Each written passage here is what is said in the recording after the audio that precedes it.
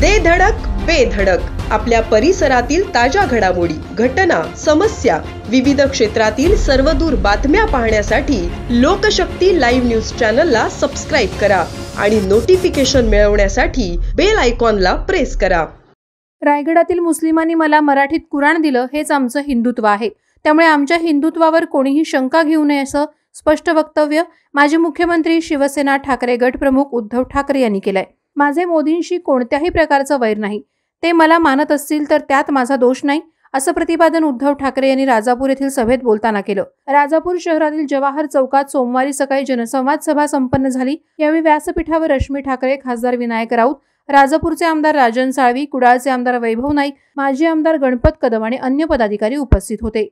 2 दिवसापूर्वी रायगडमध्ये होतो. तिथे व्यासपीठावरतीच तिथल्या मुस्लिम समाजाने मला मराठीमध्ये कुराण दिलं, मराठीमध्ये.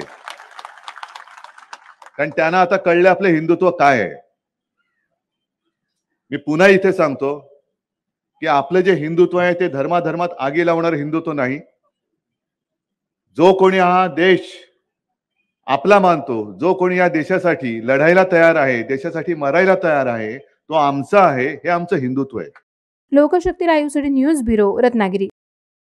अशाच सच्चाई दर्शवणाऱ्या बातम्या पाहण्यासाठी लोकशक्ती लाईव्ह न्यूज चॅनलला लाईक करा, शेअर करा आणि सबस्क्राईब करा.